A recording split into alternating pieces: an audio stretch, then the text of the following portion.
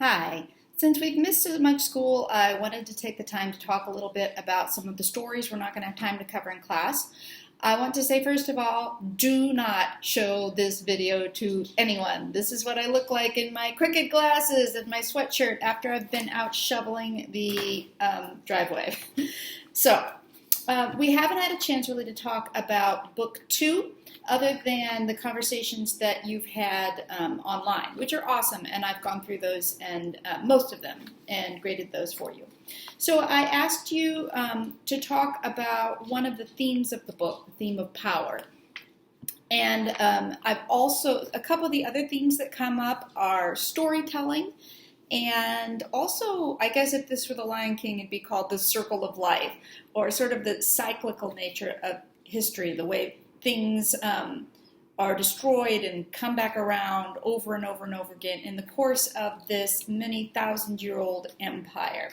So these stories are connected through setting. They all take place in the same empire that exists for thousands of years. It reminds me of, the ancient Chinese dynasties or Egyptian dynasties, the Romans, the Greeks, like all of those sort of roll together. But it's also certainly a reflection on politics and life today. Ursula K. Le Guin, the translator of this book, said that all science fiction is really about the here and now. And I think that's true of this book as well. Okay, so starting with Portrait of the Empress. I just wanted to go through, say, a couple sentences about each of the stories, except the last two, since we'll be able to talk about those in class on Thursday, if we have class on Thursday finally, and point out a quotation or two for you from each of the stories. So, the Portrait of the Empress is the parallel to Portrait of the Emperor, the first story. And just like Bib was a child with ambition and curiosity who started from nowhere and became emperor, also the great empress, she was a child of the streets. She had a very hard life, and she got to where she is, not because she was born into it, not because she killed anyone, but out of her curiosity, her energy, her cunning. It's a parallel, and yet, whereas Bib, finds weapons and actually shoots somebody as he's increasing his power, as a woman, the great empress doesn't ever do that. She manages to get to her position of power by using the men that she comes in contact with.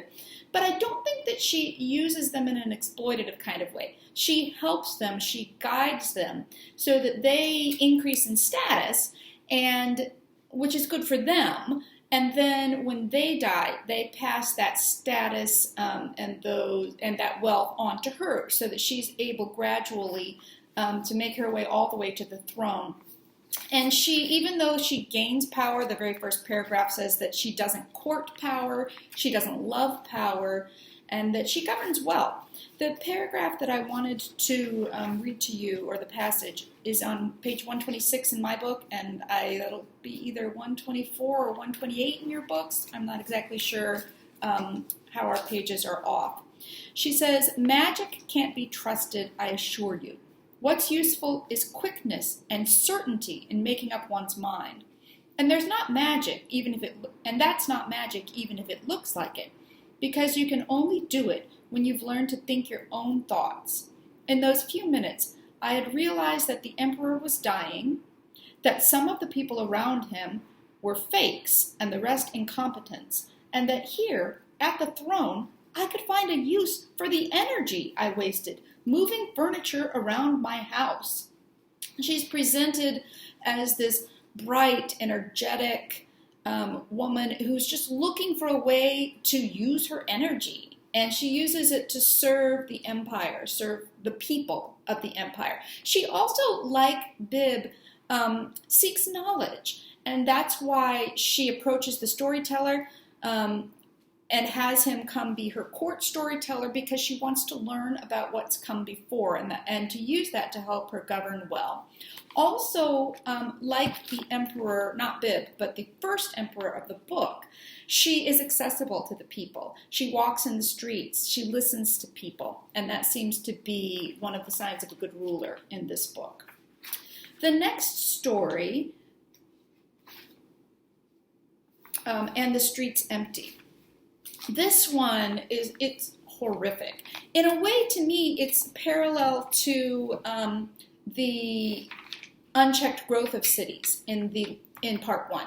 Whereas in that case, the city just grows and grows and sort of rambles in an unplanned way. This is about the destruction of a city. So the emperor has taken a concubine from the south. The south is mentioned a number of times in association with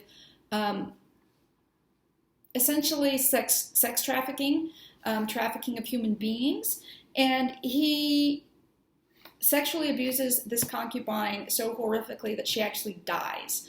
And he decides to build a city in her honor, and once he sets his subordinates to building the city, he forgets all about it. He's horrible. He's just, obsessed with power and wealth and taking care of himself. And, the plot of the story is that his wife then sets their son to go out and destroy this city, and he enlists the other concubines of the South, the other women of the South who have been imprisoned, and mistreated. They call them the sisters of the woman who was killed. And I don't know if they're literally sisters or just sisters metaphorically, in that they've been through the same thing or going through the same thing. The paragraph I want to read to you is about the Empress. In a way, I think the protagonist of this story, and a lot of you in the discussion forum had trouble picking out the protagonist, and it is tricky. I kind of wonder if the protagonist isn't all of the women who have been mistreated by this emperor and by this empire. So the paragraph is on page 141 in my book. The Empress had been very pretty, very delicate, and very stupid. The years had given her beauty, strength, and sagacity, 3 virtues, of which the last was the most valuable. She had come to the palace very young, with many other girls of the nobility, and had been chosen by the old empress to be the prince's wife. She had borne sons and daughters. She had put on the crown in a ceremony that she then had thought moving, and that now seemed to her at most a bore. She never raised her voice, and had seen to it, first by instinct, then by intention, that the emperor knew nothing about her. The emperor had long ago deserted her, for which she thanked several obscure gods, in order to dedicate himself to annexing territories, hunting, and buying new women. They saw each other only at certain official functions. The empress felt no pity for the emperor's concubines, because she could not and would not feel pity, and because in her youth she had suffered the same torments they did, and if she had any pleasure, denied it now. But the affair of the thin, dark girl and the founding of a city to celebrate this scandal of screams and frenzy had turned her indifference to scorn. The girl was dead and forgotten, yes, but the city lived. So the Empress, in a different way, has also suffered at the hands of the emperor. And she's not very sympathetic to the concubines that her husband has taken. But this is the last straw when he actually builds a city in memory. It kind of reminds me of the Taj Mahal, built in memory of a beautiful woman, except that this version is much more awful.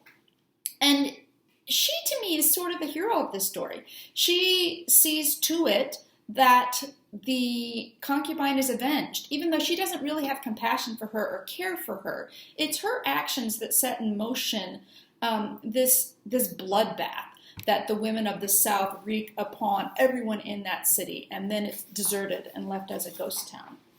That's another motif that runs through this book, the exploitation of people and trafficking of people. And we definitely see that in the story, not this next one, but the one after that.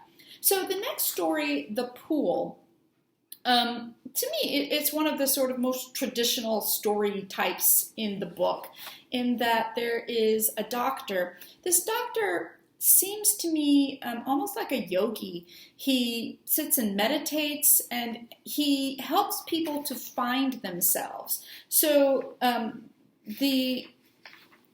both in the introduction to the story and in something that the doctor says, there's reference to this people just adding on, taking on positions and taking on possessions and losing themselves. And the doctor seems to be trying to help the captain of the Imperial Guard to find himself. And he does this through having him move his furniture around and draw trees.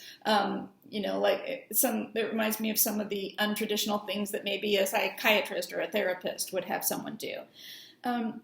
But the other sort of plot going on, so the external plot is that the aging emperor is, there are two different factions who want to get rid of him and replace him. Both the Imperial Guard and these rebels, one of whom is a beautiful girl named Vivel, who lives next door to the doctor. So Vivel wants the doctor to poison the captain, and he thinks about it because he lives by himself. He's all alone, and she promises that she'll come live with him and cook for him and bear his children and be his company, which is appealing to him. And so he almost does poison the captain, and then at the last minute decides not to. So when Vivel is trying to persuade the doctor, here's her reasoning, and here's how he argues with her. In my book, it's the bottom of page 163. Once the emperor's down, nobody will defend him. He can just be sent into exile. She ate another spoonful of currant pudding. We Borghouses want a man on the throne who'll look after the well-being of the people, not a monster of cowardice and egoism like Shalomel. But the Imperial Guards have their own eyes on the Golden Throne too, and the Guards are strong. They have money and arms. They have men in every strategic point of the empire. If a man of the Imperial Guard comes to the throne, it will be a tragedy for the people. And if one of the Borghouses does, it won't. That's the doctor speaking. No, of course it won't. How could you think so? The Guards are despotic, rigid, ambitious, almost worse than the Chaxes. We're going to be just. We're going to bring the people justice and freedom. And here's the key part in the doctor's response. Those are two very beautiful words, Vivel, and big words. Big enough that they shouldn't leave room for a man's death. So I think it was Jacob on the discussion forum who talked about do the ends justify the means? And Vivel thinks so. She wants what's right for the people, and she thinks killing the guard is required and justified in order to reach that end. But the doctor thinks not. The doctor thinks that if you're seeking justice and freedom, then you shouldn't murder someone. And he says another thing then, when he finally decides not to kill the captain after all. It's when he buries the flask of poison in his garden in a hole. On my book, this is page 168. It's the bottom of that paragraph where the doctor buries the flask. It says, that same night he told Vivel two things, that what is called evil is also necessary, and that the world is immensely rich and varied, yet is one and the same, because the most disparate things are brothers, and the things farthest apart are equivalent. What the girl replied to this doesn't matter. She left and never jumped over the garden wall again. And I think that statement only makes sense if you see what happens next. That, he lets the captain live. And in fact, when the emperor dies, the dynasty didn't end with him. The emperor's son takes over, and the emperor's son is horrible. They call him the Mad Horse. But the emperor's grandson, who then takes over, is one of the best rulers they've ever had. He was Emperor Cheonoth I, whom the empire will not soon forget, for of all the wise, just men who have sat on the golden throne, he was one of the best. And so, if he had followed through with what Vivel wanted, and if that rebel group had taken over and that dynasty hadn't continued, they wouldn't have had this really wonderful leader down the road. This, I think, ties into that theme that we had way back with Bib and with some of the other stories in the first book of, rulers who are deposed and things get bad and then things get better and, the city's destroyed, the city's rebuilt, those things that just if you wait long enough, it'll come back around, it seems like. All right, and then the last story I wanted to talk about basic weapons. This is another one of those bizarre ones. To me, this one is parallel to the siege and battle of Silmagud, or whatever it is, in the first chapter, the one with the thief and the guy who impregnates himself. This one also has a lot of odd characters because the protagonist, Drondelun, owns a curiosity shop, and his curiosities are living beings, people, whom he sells. He doesn't seem to care what happens to them, if they're alive or dead. It's, repeating that motif of human trafficking. And in this story, it's